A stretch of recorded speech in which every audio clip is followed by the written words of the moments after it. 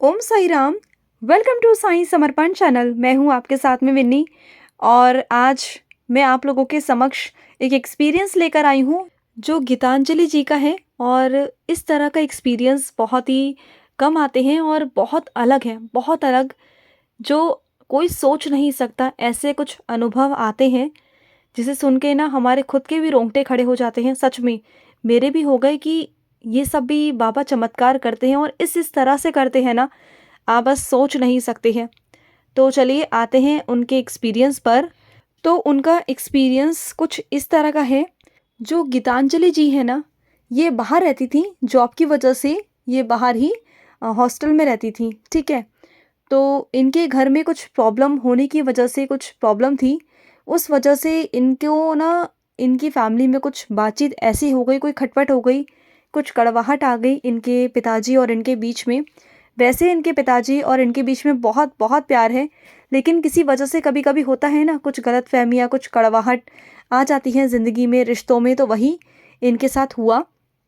और ये अपने पापा से बात नहीं कर रही थी, बिल्कुल नहीं कर रही थी।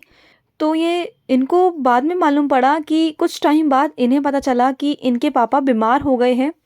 काफ़ी वो बीमार हो गए हैं, उनकी चिंता में ही हो गए थे कि वो बहुत स्ट्रगल कर रही हैं और उन्हें जॉब नहीं मिल पा रही थी जिस चीज़ के लिए वो कर रही हैं, जॉब के लिए। तो वो बीमार पड़ गई है, सोच सोच कर कि कैसे क्या होगा। अब अपनी बेटी की टेंशन तो होती है ना, हर पिता को होती है, तो इन्हें भी हुई। तो ये गीतांजलि जी बताती हैं, ये बाबा के साथ में 2011 से जुड़ी हुई थी और बीच में कुछ गैप आ गया था इनके और हमारे साईं के बीच में। ये बाबा को पहले इतना मानती थी कि जहाँ भी जाती थी ना, बाबा को अपने साथ लेके जाती थी। लेकिन बीच में कुछ ऐसा कुछ हुआ कि इनका जो, जैसे जॉब ना मिलना, गलत चीज़ें होना, और जो चाहती थी वो नहीं हो पा रहा था। इस वजह से ये बाबा को ना भूलने लग गई थी, एक अलग सी हो गई थी। और अक्सर ऐसा होता है, हम इंसान हैं और जब हमें कोई चीज़ चाहिए होती है ना, हमें वो चीज़ें नहीं मिल रही होती, तो हम बहुत अलग से हो जाते हैं। तो हम ईश्वर से भी ना दूरियां बनाना शुरू कर देते हैं, पर वो हम गलत करते हैं। उस वक्त ना इनकी परीक्षा थी और ये समझ नहीं पाई कि परीक्षा तो कठिन से कठिन होती है। जब हमारा एग्ज़ाम होता है, अगर वो इजी हो जाए तो हर बच्चा ना पास कर ले, तो एग्ज़ाम तो बहुत कठिन होते हैं। तो ये बताती हैं कि वैसे ये 10 से 12 बार ये सीढ़ी जा चुकी हैं, लेकिन जब बीच में गैप हुआ तो ये बिल्कुल इनका जाना आना रह गया। और अगर ये कभी सोचती भी जाने के बारे में, तो घर से, फैमिली से इनका थोड़ी खटपट चल रही थी, तो ये जाती कैसे। तो वही सब चल रहा था। और ये बताती है कि बाबा से इन्होंने बिल्कुल कांटेक्ट, इनका बाबा से ख़त्म हो गया। कांटेक्ट मीन्स लाइक बाबा के पास जाना आना, बाबा से बात करना, बाबा के संपर्क में ये नहीं थी। 6-7 साल ये बाबा से दूर रही और इनका मंदिर जाना वाना बहुत कम हो गया। बाबा से जो प्यार था, जो विश्वास था ना, वो कम हो गया। क्योंकि वही जो मैंने आपको बताया कि इनके पसंद की जॉब नहीं मिल रही थी, इन्हें वो सैलरी नहीं मिल रही थी जहाँ ये जॉब कर रही थी। घर के भी लड़ाई झगड़े हो रहे थे, घर में बातचीत नहीं हो रही थी, तो ये अलग से ही हो गई थी। तो इन्हें समझ में नहीं आ रहा था कि मैं क्या करूं। तो ये बहुत अलग सा रह रही थी, इन्हें समझ में नहीं आ रहा था। और ये बाबा से जितना चीज़ें हो रही थी ना, जितनी परीक्षा चल रही थी, उतना ये बाबा से डिस्टेंस होता जा रहा था। क्योंकि घर में भी लड़ाई झगड़ा हो रहा था, खुद के भी पिताजी से इनकी बातचीत होना बंद हो गई थी, बिल्कुल ये बात नहीं कर रही थी। जब ये जॉब के लिए बाहर थी, तो इन्हें पता चला कि इनके पापा की जो तबीयत है वो ख़राब होने लगी है, वीक हो गए हैं काफ़ी। और फिर इन्हें समझ में नहीं आया कि मैं क्या करूं, क्या ना करूं। फिर धीरे धीरे धीरे इन्हें कुछ चीज़ें आने लगी, इन्हें कुछ चीज़ें इनको समझ में आने लगी कि क्या है और क्या नहीं। इनके पास में बताती हैं कि स्तवन मंजरी थी और ये पहले बहुत पढ़ा करती थी स्तवन मंजरी को। क्योंकि इनकी हिंदी बहुत कम आती है इनको, इनको मराठी आती है, हिंदी नहीं आती। तो ये बताती हैं कि इनके पास में जो साईं सा चरित्र जी थी, वो हिंदी में थी, तो ये पढ़ नहीं पाती थी। साईं सा चरित्र जी ये नहीं पढ़ पाती थी, ये स्तवन मंजरी का पाठ करती थी। लेकिन बीच में वो सब कुछ छूट गया। पहले बाबा को ये अगरबत्ती वगैरह करना, दिया जलाना, ये सब करती थी, लेकिन वो सब कुछ छूट गया था। तो जब इन्होंने अपने एक रिलेटिव को बताया कि ऐसा ऐसा चल रहा है इनके साथ में, ऐसी कुछ प्रॉब्लम है, तो उनके रिलेटिव ने कहा कि तुम ना दोबारा से ये पढ़ना शुरू करो, क्योंकि तुमने ये पढ़ना छोड़ दिया है और इस वजह से ये प्रॉब्लम्स क्रिएट हो रही हैं सारी। तुम्हारे पिताजी का तुमसे बात ना करना, घर में लड़ाई झगड़ा होना, तो ये सब यही हो रहा है कि तुमने पहले तुम स्तवन मंजरी पढ़ती थी लेकिन तुमने छोड़ दी, तुम्हें छोड़नी नहीं चाहिए थी। अब दोबारा से पहले स्तवन मंजरी पढ़ो और साथ ही साथ बाबा की साईं सा चरित्र भी पढ़ो। तो इन्होंने ऐसा ही करना शुरू किया। इन्होंने जो पहले इनके पास हिंदी में थी, फिर ये मराठी में लेकर आई साईं सा चरित्र जी। फिर उन्होंने 1 मंथ पूरी पढ़ी इन्होंने। और बाबा जैसे कहते हैं ना कि पहले अपने कुल देवता की पूजा करो, तो ये पहले क्या करती थी, दत्तात्रेय पढ़ती थी पहले ये, इन्होंने वो पढ़ा था पहले, फिर इन्होंने बीच में वो छोड़ दिया था। पहले ये पढ़ती थी लेकिन इन्होंने बीच में छोड़ दिया, तो इनको याद आया कि बाबा ने कहा है कि मुझसे पहले अपने कुल देवता को याद करना, उसके बाद मेरा पाठ करना। तो इन्होंने पहले कुछ दिन तो दत्तात्रेय का पाठ करना शुरू किया, वो कंप्लीट किया। उसके बाद में इन्होंने साईं सा चरित्र पढ़नी शुरू की, जो कि इन्होंने मराठी में मंगवाई थी, क्योंकि इनको हिंदी समझ में नहीं आती जैसे कि मैंने बताया। तो क्या हुआ उसके आगे, और जैसे ही इन्होंने साईं सा चरित्र पढ़नी शुरू की, उसके 1 महीने बाद ही इनके साथ लीला होना शुरू हो गई, साक्षात्कार होने इनके साथ में शुरू हो गए। और क्या हुआ, इन्हें एक दिन स्वप्न में महादेव, विष्णु जी, गणेश जी और दत्तात्रेय तीनों दिखाई दिए। एक तस्वीर में तीनों दिखाई दिए, और उस तस्वीर में ये तीनों दिखाई देने के बाद क्या हुआ, उस वक्त में इन्हें एक आवाज़ आ रही थी। स्वप्न की बात कर रही हूँ मैं। स्वप्न में इनके पास में आवाज़ आ रही थी कि इन 5 देवताओं से गुजरते हुए तुम्हें सीधा मेरे पास आना है। और वो आवाज़ ये कहती हैं कि साईं की थी, क्योंकि ये साईं बाबा को शुरू से मानती, जैसे मैंने आपको बताया बीच में इनका गैप हो गया था। तो हम साईं को तो पहचानते हैं ना, अपने बाबा की आवाज़ तो पहचानते हैं ना, कौन बच्ची अपने पिता की आवाज़ को भूल सकती है। हाँ, तो बस यही हुआ कि इनको जो आवाज़ आ रही थी कि 5 देवताओं से तुम्हें निकलते हुए सीधा मेरे पास आना है। और जैसे कि हम जानते हैं, जब बाबा के बच्चे भटकने लगते हैं, इधर उधर मार्ग पर जाने लगते हैं, उन्हें कुछ समझ में नहीं आता, गलत चीज़ें करने लगते हैं ना, तो बाबा हमें कोई ना कोई इंडिकेशन देकर हमें सही मार्ग पर लाते हैं, हमें रास्ता दिखाते हैं। और जो सच्चे दिल का होता है ना, उसके साथ तो बाबा हमेशा खड़े रहते हैं, हमेशा। क्योंकि बाबा को पता है कि मेरा ये बच्चा सही है, लेकिन इससे कुछ गलतियां हो रही हैं, और वो गलतियां बाबा नहीं करने देते, बाबा आ जाते हैं। और ऐसा ही इनके साथ हुआ कि इनके लाइफ में जो भी प्रॉब्लम हो रही थी, वो इस वजह से हो रही थी कि पहले तो बाबा इनकी ज़िंदगी में थे, लेकिन इन्होंने बाबा की पूजा पाठ करना, इन्हें मानना, बातचीत करना, बाबा के पास मंदिर जाना सब छोड़ दिया, और बिल्कुल अपने उसमें चली गई हैं कि मेरा ये नहीं हो रहा, मेरा वो नहीं हो रहा। और प्रॉब्लम्स एक के बाद एक आती जा रही थी इनके लाइफ में, इन्हें कुछ समझ में नहीं आ रहा था। फिर बाबा ने इन्हें बताया आके स्वप्न में कि तुम ऐसे करो। फिर जो भी इनका पढ़ाई थी, जो ज़्यादा पढ़ाई में प्रॉब्लम हो रही थी इनकी, सब कुछ हो रहा था। तो जैसे कि मैंने बताया ना आपको कि इनके रिलेटिव ने बोला कि ये सब तभी हो रहा है जब तुमने ये सब कुछ छोड़ा है, तो तुम ना पाठ पूजा करना शुरू करो। तो इन्होंने पाठ पूजा करना दोबारा से शुरू किया, क्योंकि पहले ये मैंने बताया ना आपको कि दत्तात्रेय की नवनाथ जो पोती आती है वो पढ़ती थी, और इनके पिताजी भी पढ़ते थे, लेकिन इन्होंने बीच में पढ़ना बिल्कुल छोड़ दिया था, और इसी वजह से इन्हें प्रॉब्लम्स आ रही थी। और उसके बाद क्या हुआ, इन्हें एक दिन और सपना आया, उसमें जो एक नदी थी, उस नदी के बाहर आ गए दत्तात्रेय, जो ईश्वर हैं, जो भगवान हैं, वो बाहर आ गए। और बाहर आकर इनसे कहते हैं कि मैं अब बाहर आ गया हूँ और सब कुछ ठीक हो जाएगा। तो इन्हें समझ में नहीं आ रहा था, क्योंकि इन्होंने दत्तात्रेय पढ़ना बंद कर दिया था। जो ये पढ़ती थी दत्तात्रेय की जो पोती थी, जो नवनाथ था, वो पढ़ना बंद कर दिया था। इसी वजह से बाबा इन्हें अपने चरणों में दोबारा से जोड़ना चाहते थे। ये पहले दत्तात्रेय को भी जो नवनाथ पोती है वो पढ़ती थी दत्तात्रेय की,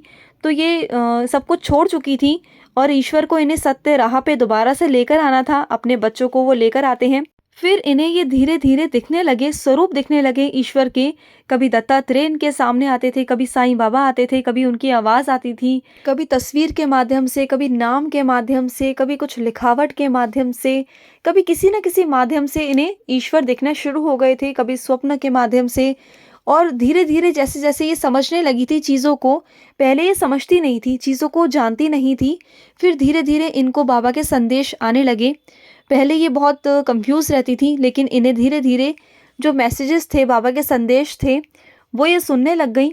फिर इन्हें समझ में आने लगा कि बाबा क्या कहने वाले हैं, और बाबा इन्हें संदेश के माध्यम से कहते थे कि तुम सब कुछ अपना समर्पण कर दो मुझ पर, मैं सब कुछ संभाल लूँगा। तो इन्हें धीरे धीरे संदेश समझ में आने लगे बाबा के, और ये संदेशों को सुनने लग गई, अच्छे से सुनने लग गई, इन्हें समझ में आने लगा। पहले जो सब कुछ उलझा हुआ था ना, वो सब कुछ सुलझने लग गया इनकी ज़िंदगी में, सब कुछ सुलझने लग गया। धीरे धीरे सब कुछ सुलझने लगा और इन्हें समझ में भी आने लगा कि बाबा क्या कहना चाहते हैं। तो इन्हें समझ में आ गया था, विश्वास हो गया था दोबारा से अपने साईं पर कि बाबा आप वापस आ गए हैं, अब बाबा सब कुछ ठीक कर देंगे। तो इन्होंने सब कुछ अपना बाबा पर दोबारा से समर्पित कर दिया कि बाबा आप ही संभालो। और उसके बाद ये बताती है कि गुरु पूर्णिमा का दिन था, जिस दिन ये बताती हैं कि शायद 9 ही डेट थी, उस दिन 9 तिथि थी। उस दिन की बात है, ये अपने पापा से बहुत दिनों से गुस्सा थी, रूठी हुई थी, बात नहीं कर रही थी। लेकिन इन्हें पता नहीं था कि उस दिन ही फादर्स डे है, और जो इनके और इनके पिता के बीच में जो प्यार था ना, वो बहुत प्यार है। पर कुछ चीज़ों की वजह से, कुछ कड़वाहट की वजह से ना, इन्होंने बातचीत करना बंद कर दिया था। लेकिन उसी दिन इन्होंने अपने पिताजी से बात करी, बहुत दिनों बाद इन्होंने बात की। ये गुरु पूर्णिमा के दिन हुआ। और ये बताती हैं कि उसी दिन इन्हें सुबह सपना आया, सुबह 4 बजे इन्हें सपना आया ब्रह्म मुहूर्त में। ये क्या देखती हैं कि एक बहुत ठेठ गांव है, बहुत एक रूरल एरिया है, जहां झोपड़पट्टी टाइप घर बने होते हैं। और उस घर के अंदर ये बैठी हुई है, इनकी मम्मी बैठी हुई है। इन्होंने ये देखा, और इन्होंने ये देखा कि उस जो झोपड़ी है उसके बाहर जब ये आई आंगन में, तो बाबा का बहुत बड़ा एक स्वरूप रखा हुआ है वहाँ पर। तो इन्होंने ये देखा, और इनके पिताजी इनके साथ नहीं थे।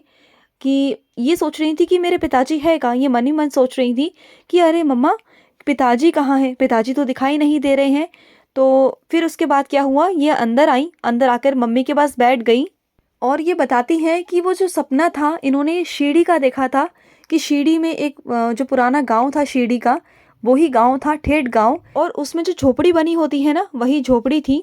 वो अंदर मम्मी के पास बैठी हुई थी, और मम्मी से कहती हैं कि मम्मी मैं ज़रा बाहर जाकर बाबा को देख कर आती हूँ कि बाबा कहाँ चले गए शीढ़ी में, ज़रा मैं बाबा को देख के तो आऊँ। तो जैसे ही ये बाहर जाती हैं, बाबा के स्वरूप को देखती हैं, तो ये देखती हैं कि बाबा के जो हाथ पाँव है ना, बस वही है उस मूर्ति में। और जो बाबा का धड़ है, जो बाबा का सर है, जो बाबा का धड़ है, वो वहाँ पर नहीं है। और भागी भागी झोपड़पट्टी के अंदर आती है, उस झोपड़ी के अंदर कमरे में आती हैं जहाँ इनकी मम्मी बैठी होती है। तो फिर ये देखती हैं कि जो बाबा का पूरा जो शरीर है वो इनकी मम्मी के गोद में है, वो इनकी मम्मी के गोद में संभाला हुआ है। और ये बताती हैं कि वो जो हाथ था इनकी मम्मी का, उनके हाथ में प्रॉब्लम थी, और इनकी मम्मा को हाथ से कुछ प्रॉब्लम हो गई थी, वो हाथ वाथ नहीं चल पा रहा था, ढंग से मूवमेंट नहीं कर पा रहा था। तो ये देखती हैं कि मम्मी के हाथ में बाबा का पूरा धड़ है, जो कि मम्मी का हाथ मूवमेंट नहीं करता, उस हाथ में बाबा हैं मम्मी के हाथ में। और जो हाथ पैर हैं बाबा के, वो बाहर झोपड़ी के बाहर जो स्वरूप है वहाँ पर है। फिर ये पता है क्या देखती हैं कि जो ये बाबा जो इनके गोद में बैठे हुए थे, मम्मी के गोद में बैठे हुए थे, वो अचानक से उठकर एकदम सामने एक अलमारी बनी हुई है, वहाँ पर जाकर बाबा बैठ जाते हैं। साक्षात बाबा सामने बैठ जाते हैं जाकर, और वहाँ पर ना बाबा के ऊपर एकदम से उदी गिरने लगती है, एकदम से उदी बढ़ने लगती है, उदी उदी बहुत सारी उदी आने लगती है। और अचानक से ही इनके पापा वहाँ पर आ जाते हैं, और ये अपने पापा मम्मी को बोलते हैं कि मम्मी पापा देखो, उदी गिर रही है बाबा के ऊपर, और इतनी ज़्यादा उदी बढ़ रही है।